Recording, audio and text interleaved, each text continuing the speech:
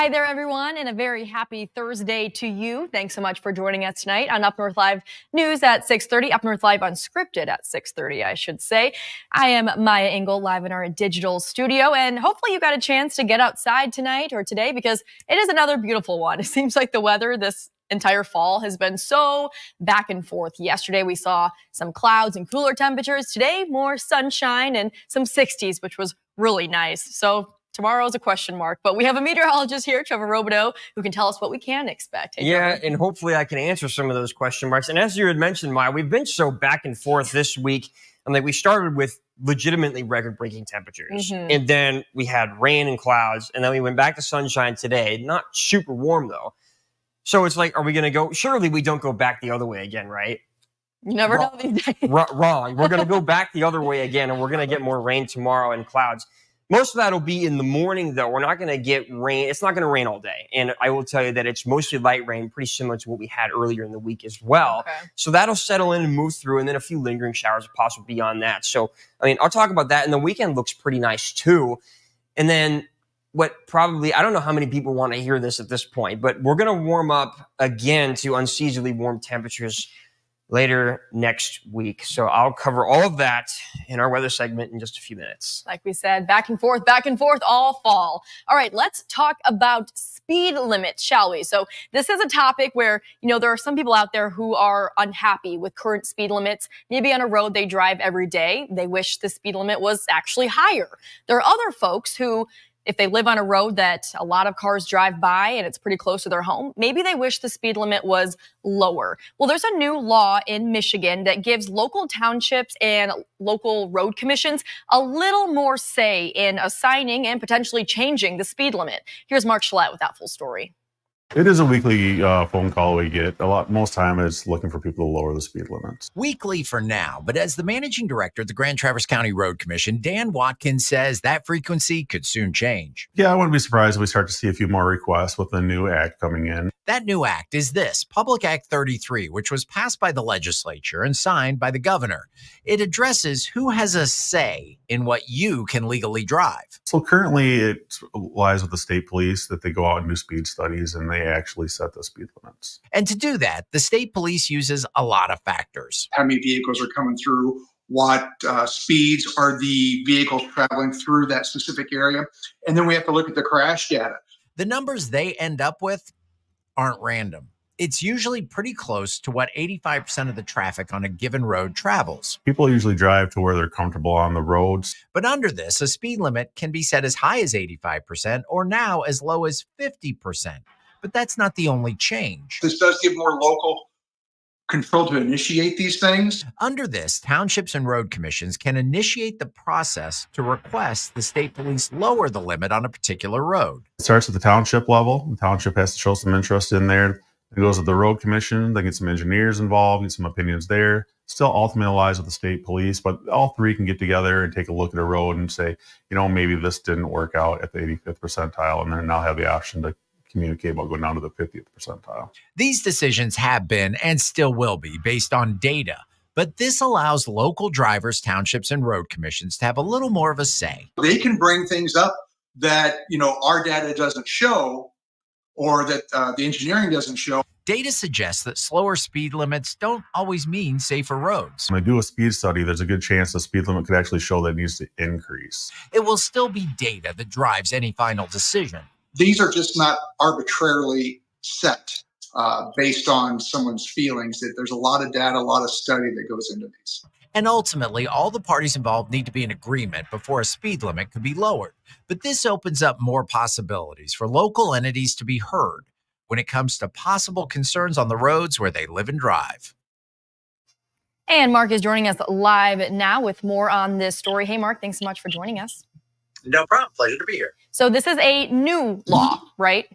It is. It was signed into effect in April of this year, and we're just now starting to see the process kind of get going in some places. A lot of road commissions, a lot of state police, they don't expect this to be widely utilized. It's kind of a targeted, specialized law. So you will not see a lot of road speed limit changes, but that's not the purpose of the law. The purpose of the law and the intended is for specific roads that maybe need to be looked at again, and evaluated again, and to determine if there's some information out there that maybe the local road commission or the local township is aware of that maybe the state police are not aware of when it comes to their data and their studies. Now, state police does looks into these. These speed limits are not just randomly assigned. They look into a ton of information. They do the speed studies. They determine the 85% rule. They look at crash data. They look at engineers. They look at how the roads are built. They look at a lot of things before they come up with a speed limit number.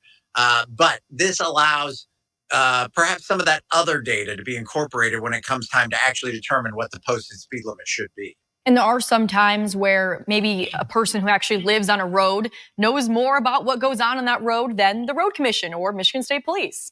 You know, you think about something like a park, perhaps that gets a lot. That's a very popular park. Gets a lot of extra traffic in the summer.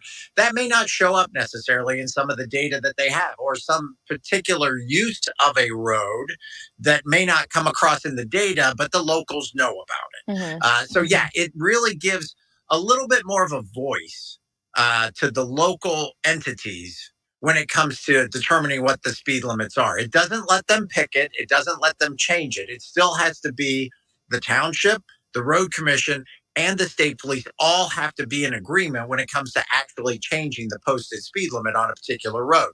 So they're still going to make all of these decisions based on data. Right. It's still going to be data driven, but there does have to be unanimous agreement when it comes to changing a speed limit.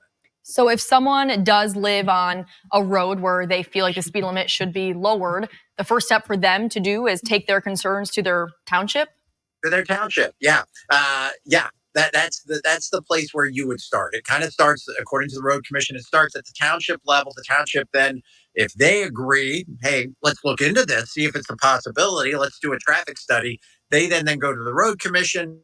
They talk about it. If the two of them are in agreement, then they can go to the state police and have a discussion with them. But if any one of the three says no, it doesn't work. Right. And something interesting in your story is we heard the man with the road commission, I can't think of what his name is. Dan Watkins. Thank you, Dan Watkins. We heard him say that, sometimes actually if a speed limit is too low, that can be dangerous and you actually need to increase the speed limit. We all assume the slower you go, the safer it's going to be. Right. But you talk to anybody who really understands traffic, and they'll tell you that actually the safest way is that 85% of the rule. Most drivers know and drive at a rate that they're comfortable with driving on a road, and regardless of the speed limit. So if you actually slow traffic down too much, it becomes dangerous. You also get some bad driving out of it, people passing, things like that. So sometimes the safest road is actually bumping the speed limit up 5 miles an hour or 10 miles an hour in order to keep the traffic moving. So be careful what you wish for. They may do a study and say, actually, you wanted it down to a 30, and it actually makes more sense to make it a 45. The traffic is going to flow better and be safer. And that's something that I've seen in the Alpena area. Just north of Alpena, we have M32 that used to be a 55. Now at one point it goes to a 65, and they changed that just a couple of years ago. Yeah, and when they make a change like that, they continue to monitor the data, right, and see, are we seeing more crashes? And if they set the speed limits at that 85%, so 85% of the cars that drive on this road drive it at this speed limit. If they set it at 85 and they say, you know what, we don't have crashes. We've reached our safety point. They're going to keep it at that level. And that's probably what they found with the road you're discussing, is that, well, people were actually driving faster. But if we bump the speed limit up so that traffic moves and people are content driving that and not illegally passing or not excessively speeding, then it makes sense to do that. So yeah, sometimes a little faster road is actually a little safer road. And like you said, this is a new law, so we haven't really seen this play out in too many different situations before. So it'll be interesting moving forward to see where this goes. Yeah, and it's going to be it's a process. Yeah, it is not. It is not like, hey, the township calls on Friday. By Monday, that number is going to be 30. Right. That's not how it's going to work. It's going to be a process. It's going to take time. So even if there are some communities that have taken advantage of this new law, Their signs may not have changed yet. It is, they still go through all the data. This is not we're not suddenly gonna see a rapid change in all the speed limit signs. That's not the point of this law, and that's not the process that it has to go through in order to get an approval. Right. All right, Mark, thank you so much for joining us. And our question of the day today is related to this story. So we want to know if you think the speed limit in your neighborhood should be adjusted. As of right now, looks like 56% of people say yes, 44% are saying no. We have more than 100 votes. So if you haven't voted yet, you can scan the QR code on your screen right now to vote. You can also join in on the conversation by leaving a comment on our live stream right now or on the Up North Live Facebook page. And we will circle back to our question of the day in a few minutes. But let's turn things over from road traffic to pedestrian and bike traffic. So almost 5 years ago now, part of a bike trail between Petoskey and Charlevoix collapsed. It was caused from a coastal erosion. And now for the first time, we're seeing what the restored trail could look like. So this is a story that our reporter Daniel Zivian has been working on today, and he is joining us live now. I'm assuming still along a trail there in Petoskey, Daniel? Hi, Maya. Yes, I am along the bayfront. It stretches, basically along the whole of the coast of Petoskey. And the Little Traverse Wheelway does come through here. Let me just check. The exact sidewalk is a little bit behind the camera, that the Little Traverse Wheelway. There's actually a bridge over there that they're rebuilding that the trail goes over. So this whole park, it's all part of it. Okay, so it's been 5 years since the section of the trail has been damaged. So what are the plans to fix everything? So there's an engineering firm called Baird and Associates. And what they did is last year they got a contract to not build anything yet, but to study the land around the washout and to design a solution. They just presented that to Petoskey City Council. I don't know if we're looking at the plans right now on the screen. They will be up on our website either way. But, right now they're thinking of, we're going to build a bridge over the washout. We're going to bring in cobble from wherever you can get cobble and put that along the stone beach to reinforce it. And the reason for all this stuff has to do with erosion. What caused the washout was, one thing, the coast was erosion. The coast was eroding, but also the trail was built on a railroad grade, and the topography of it was just turned out to be not sustainable, not compatible with what was going on in the environment. So the solution is, hey, let's just build according to the new topography instead of trying to restore that old railroad grade. That's why they're going with a bridge. They're not going to fill in the washout. They're just going to go over it like they're going on a bear hunt. And then the cobble on the stone beach is, of course, going to just help reinforce the shoreline. Gotcha. And I know you spoke with someone today who talked about just how popular this trail is and what it means to the local economy. Let's hear from them. We get at our trail center questions about this all day, every day. So, the people that visit the community, people that live in the community are really hungry to see this repaired. The Wheelway annually generates about $10 million in economic activity for the community, over 116,000 users. And that is a number that can only grow in the future as we repair this trail. Okay, so Danny, do we know how much this is all going to cost to repair? It's actually technically a little unclear. The most recent estimate we have, which is from that PowerPoint shared by the Baird engineering firm, is about $19 million. And this is mainly going to be funded with state and federal grants. And that's perfectly normal. That's how big projects like these get funded most of the time. Eagle State Agency gave $800,000 last year in a grant to the city of Petoskey, who is in control of the contract here. I should add the reason for that is because the Petoskey city limits extend all the way to the edge of the county. That's how Bay Harbor works. It's all technically incorporated. So even though it's far that way, the washout is in the city limits. $800,000 last year from Eagle. The Trails Council is doing their own fundraising. They've raised about $100,000 so far. An interesting note, though, is that there's no definitive timeline because, as Brent, who was the interviewer, he's executive director of the Top of Michigan Trails Council. What he told me was, even if all of the funding was already in place and they started work right now, the trail wouldn't be ready until 2026. And again, the washout happened back in 2020. I was 12 years old then, and it's been a very long time, and people call them and ask about it. And once they get the funding in, I mean, we're probably looking at the end of the decade when this trail is ready. That's a guess, though. And Danny, really quick, do we know why it took so long for plans to start? There's really no one answer. I talked with Brent about this. I also talked about this last time I spoke with him last year. And it really is just, what part of it is just such a difficult landscape thing. You know, they were never expecting it to completely collapse in like this.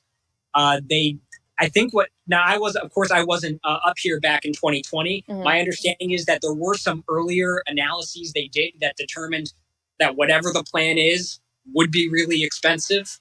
They've been trying to get it done as quickly as possible because the longer you wait, of course, the more expensive it gets. So hopefully within the next few months, they look at the plan and approve it, and Petoskey City Council puts out a construction bid. I don't know if Baird is in the running for that as well, but they did design this particular solution. So, yeah, just it's a lot of hard work. What Brent does want to emphasize is that although it feels like nothing has happened for so long, this entire time, the Trails Council, the city, different other entities like the county, all sorts of state agencies, people have been working on this. Work has been going on. Gotcha. Yeah. All right, Danny. Well, thank you so much for joining us with more on your story. We have all of this information on our website right now, but we do need to take a quick break, but we'll check back in with Trevor for more on your forecast in a few minutes. I'm Jada Johnson from Big Boys TV, and the Fish and Game Report is sponsored by Johnson's Propane.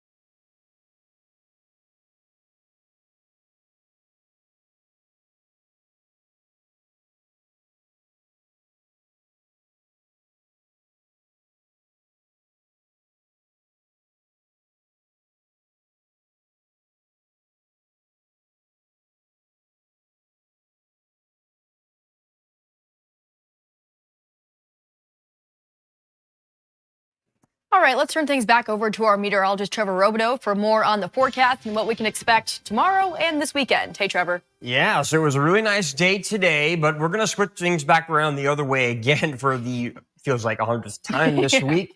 and we're going to get some more clouds in, especially rain tomorrow. And I will say we're not expecting a whole lot of rain, but there will be still some rain. So that's our next weather mega. We're going to cut now to weather graphics. There you go. Cold front pushes through late tonight into tomorrow morning. That gives us some rain. So you can see that overhead on radar. Very nice day overall, but you see the rain off to the west. That's going to come in our area over the course of tonight. You may see a few isolated showers up north tonight, but the main majority of our rain will be tomorrow morning. So if you have plans tomorrow morning, that's when we're going to expect the most rain. If you're an early riser, anywhere from, I'm going to say 5 to 10, 11 o'clock is when we're going to see the majority of our rain tomorrow. Beyond that, midday will actually dry out for the most part, thin out some of the clouds, and the remainder of our rain chances will be light lake effect showers into the evening. So if you're outside for Friday football, you may still want to bring an umbrella just in case, so it won't be completely dry. Overall, we're looking at about a quarter or less for the rainfall. There's the weekend, really nice. Cooler temperatures Saturday, and then partly to mostly cloudy skies on Sunday with slightly warmer temperatures. And then our warm-up again into next week looks like we'll get back into the 70s on both Tuesday and Wednesday, but both days look to be pretty windy, and we've also got rain chances on both days as well. Here's a look at our forecast tonight. Pretty mild, all things considered. A few showers are possible, but the main story is increasing clouds. Our main rain, along with that cold front, will arrive very early tomorrow morning. It will be very gusty in the afternoon out of the northwest, with a few lingering PM showers in the evening. So again, out for Friday football or at the rally, beware of that. And there's the extended forecast. Warmer temperatures next week again. Thank you so much, Trevor. And speaking of Friday football, Sports Director Harrison Beebe will have a preview of Week 9 of high school football in our latest Jimmy John Sports Corner right after the break.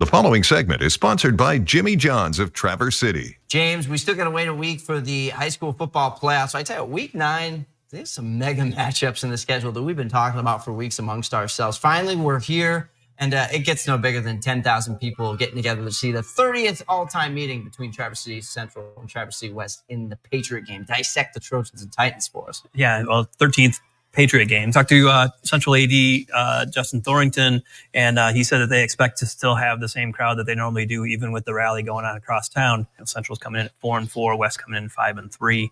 Both of them have won 2 in a row in the Saginaw Valley League. On paper, I guess West is probably the favorite, but I mean, I wouldn't tell that to anybody at Central. As far as playoffs go, do you think whichever one wins, they ensure a spot? West would ensure a spot with a win. With the wins, I think Central has a shot maybe at sneaking into the playoffs. That might be even pretty tough task, but it would be possible. James, while you're here, let's get some quick hitters down for an exciting Week 9. The NMFC Legends Division title technically still up for grabs. Traverse City St. Francis holds the title now, but Boyne City could force a tie with a win. The St. Francis players were really geeked up about winning the conference title a little bit more than normal this year. The football team is the only team that can win a conference title anymore. I'm sure there'll be players on the other side who really want to share that too. Boyne is the last 4 weeks been dynamite. Here, that part of Lake Charlevoix, the Raiders are at home taking on Kingsley, and that's a great out-of-division matchup that has 2 playoff teams really giving themselves a little primer. Yeah, another game where I think both teams are 6-2. Coming into Week 9, another one of those primetime matchups. Huge contest down south. We've got Clare and Petoskey. These are 2 top 10 ranked teams in Divisions 3 and 5, respectively. Yeah, Petoskey is number 5, I think, in Division 3, and Clare is number 6 in Division 5, I believe it is. And could Inland Lakes suffer a loss to Gaylord St. Mary? The Ski Valley title is up for grabs. If anybody on their schedule was going to do it, it would be Gaylord St. Mary. I think the Bulldogs are probably the favorites in this one, probably the best 8-player football game in Northern Michigan of the season, I think.